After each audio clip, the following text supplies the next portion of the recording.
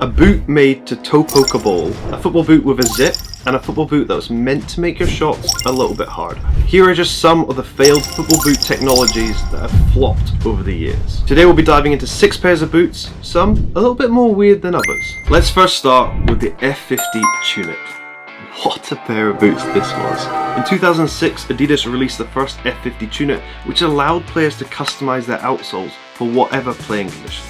So can you imagine playing with SG, AG and FG all in one boot? The Tunic run actually lasted 5 generations, but did receive quite a lot of criticism from players. So the criticisms that players had were that studs loosened pretty easily. As you can see here, I just spun that with my fingers and it came off. The boots were a little bit too clunky and the sole plate was too stiff. It was kind of like playing football with 2 microwaves attached to your feet. In the end, I think the Tunic line was a great line and a great idea, but it was just executed very poorly. But keep watching, because this is not the first time that Adidas has tried some boot technology that doesn't really work. Next up we have the Seraphino 4th Edge, which in my opinion is probably the worst looking boot I've seen in a long time. Yeah, these are not for me. When you first think of toe poking a football boot, you probably think of that kid in the playground who didn't really bowl much. However, toe poking can be super useful in football matches. Just think of Ronaldinho. But now imagine a boot that was solely made for toe poking a ball, and this is it. Check these out. So like I said, this is a Seraphino 4th Edge, which is designed with a rubberized toe aspect, which meant that you could toe poke these as hard as you want as many times without causing any pain. In the end, this boot failed, and so did the technology, because it encouraged players to not kick with the proper technique. Now, the Under Armour Spotlight 2.0. Actually, a very good looking boot in my opinion. Check out that sole plate. The boot featured a zipper on the top of the lacing system in order to provide a larger striking area and secure fit.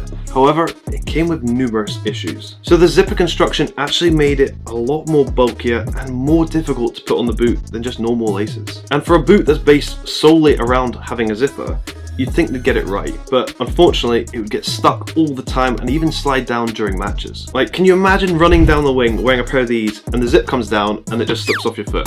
How annoying would that be? I can understand what Under Armour were trying to do, and I actually think it looks great. I really do like this design. However, it failed because it seemed a bit gimmicky and unnecessary at the time. In the mid-2010s, Adidas tried again with another modular design football boot, but it didn't really work. Say hello to the Adidas Glitch. So the boot was made up of 2 parts, the upper skin and the chassis skin. As you can see, they combined together to make one boot. A little bit of a weird idea. Adidas released multiple colorways of both, meaning you could switch them out, design your own concept, and practically make your own boot with your own colorways. And even though this sounds like an amazing idea, it didn't work because it was just executed so poorly by Adidas. First thing is, they were actually really hard to get hold of. They were really exclusive and not many people managed to cop them. So the only way to pick them up was through the app, and previous Glitch owners had to give out a code. It was just really confusing. And not only that, the boots were only available in certain areas, which just made it pretty much impossible. But even though they were hard to get, people weren't sold on this because not many top pros were actually wearing this boot, so it just didn't have the appeal that they wanted. So although the design's pretty cool where you could slide this in and create your own type of boot, it just wasn't executed. Look, it's actually really difficult to put them in, and that's just annoying me. Next up, we have the Lotto Zero Gravity. Another good looking boot in my opinion because I love white and gold. So this football boot was actually way ahead of its time. Since 2006, we've seen a lot of laceless boots come into play, but this one, 10 years prior, was the one that changed the game. So most brands were venturing into synthetic boots, but Lotto, they wanted to do something a little bit different and stand out from the crowd, so they went for a laceless boot. When say hello to this pair. So the main issue with this pair was, in my opinion, they were released too early. Most boots were leather and leather only, and that's all anyone ever knew, and the lockdown wasn't the best on the heel, so they hadn't really designed the laceless look to perfection. Like the last Adidas boot, these also weren't worn by a lot of pros, but there was one special player who did wear these, and that was Cafu during the 2006 World Cup. Even though in general this boot was a massive failure, it's still regarded as an iconic boot just because of the leap of faith they took in designing a laceless boot, which has actually changed the game. So this pair here is the boot that made your shots harder.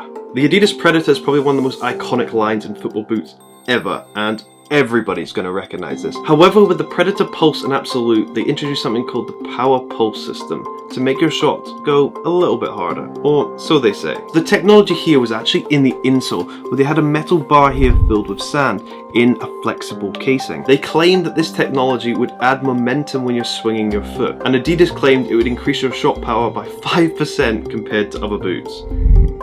Yeah, but the question is, as an average person wearing this, would you even be able to tell if you're hitting it 5% harder? I've got absolutely no idea. But why did it fail? Well, it failed because it became victim to innovations in the footballing game. Because at the time, brands were focusing on making their boots lighter and more streamlined, which meant that your boots were lighter, they performed better. But this was opposite. You were putting sand into a boot to make it heavier, to increase momentum. So when Adidas was saying in other silhouettes that you had to be lighter to perform better, it was kind of counteracting their argument. So just add this to the list of another technology that didn't last in boots and pretty unique. But if you like this video, check out some other videos on the channel. You never know what you can find out about a pair of football